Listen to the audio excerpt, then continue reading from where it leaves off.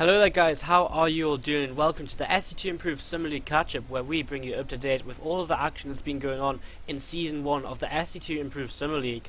Season 1 of the SC2Improve Summer League has been an absolute blast so far, and we only have the season finals left to play. Season 2 is, of course, already started, and Season 1 has been a huge success to this point. We've seen over 450 separate participants, some of them really big names. QXC, for example, Project, Storm, Johnny Rico, Dignitas Tefel, Dignitas Dream, some fantastic names, and great to see so much interest in the SC2Improve Summer League, and hopefully it continues as we do go on with Season 2.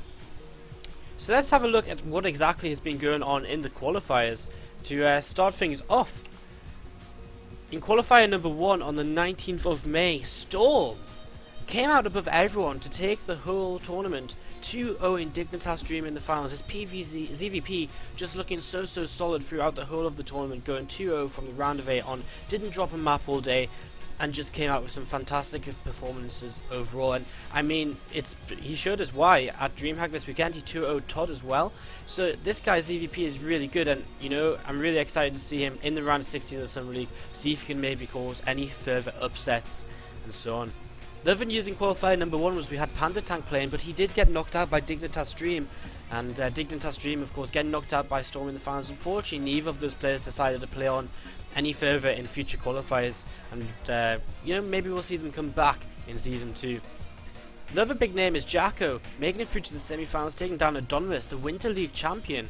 So really, qualifier 1 was full of fantastic, exciting plays. And you know, it was really such a great start to the Summer League. So much drama, so much excitement, and so much, you know, just no one not really knowing was really going to be happening next. Qualifier number 2 was just as exciting though. Johnny Rico, a bit more of a household name, someone that a lot more people will have heard of, came through to win the whole thing, but it was not without a fight. In the semi-finals we saw C-Play TT Esports Grave making a massive stand against him, trying to take revenge for his teammate Jacko, who lost to Johnny Rico in the round of 8. And he made a really good job of it. In game 1 he was able to take the victory in an exciting, tense, back and forth 40-minute plus game. Unfortunately, he was not able to close out the series, and for Johnny Rico at the finals, he made it look like a walk in the park. Johnny Rico picked up the 100 points from this qualifier and then continued to play in the future qualifiers and earned himself a lot of points. A lot of other players, again, Jacko doing very well, making the round of 8. A fantastic job for him, a SC2Improve regular. Fulminate as well from Denmark, the Danish Zerg player. Great to see him turning up and making a good showing also.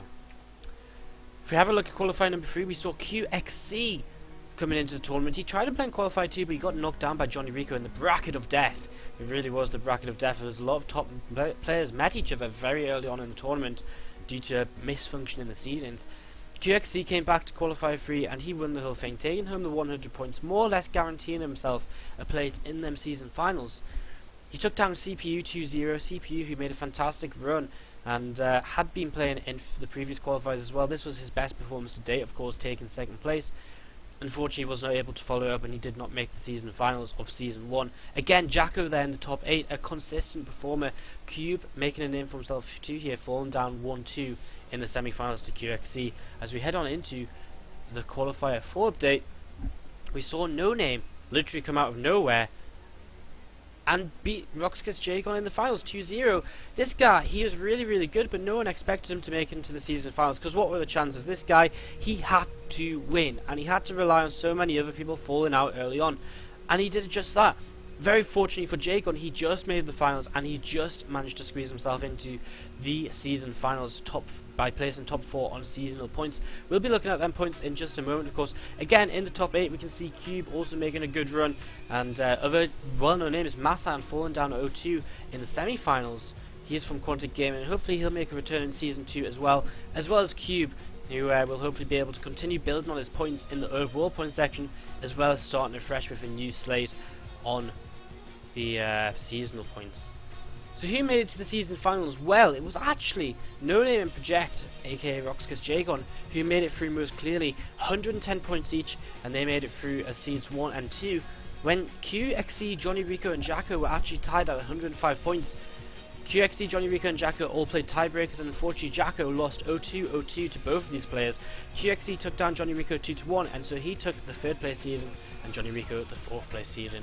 And that gives us the season finals brackets. No Name versus Johnny Rico, Project versus QXC. And they will be coming up very soon, guys. Right now we have a bit of a delay because QXC is very busy. He's had to go off to Home Story Cup, and he's just been very, very busy. It's been hard to get these guys together. We'll be bringing you the season finals as soon as possible. Personally, I think Johnny Rico and QXC, the definite favourites. Could we see an upset? We definitely could. No Name looked unstoppable in that last qualifier. Project, he's been playing so consistently. Maybe one of these guys can cause an upset. It's going to be hard in a double elimination format, but we will see which two players will qualify into the round of 16 to join Copenhagen Wolves Storm, and of course the winner of qualifier number 5, which will be decided on Wednesday, the June the 19th. Guys, this has been the SC2Improve Summer League catch-up. We hope you've enjoyed this little segment. If you want to leave any feedback or anything, or if you want to know more about SC2Improve, do make sure to head on over to our website, www.sc2improve.org, where you can head on over to the SC2Improve Summer League tab and find absolutely everything you need. The points rankings, the Wikipedia, the future sign-ups, absolutely anything you need. Read more about the Summer League and whatever else. So guys, once again, thanks very much for tuning in today. Enjoy the rest of the show. I've been Wardy, and we'll see you next time.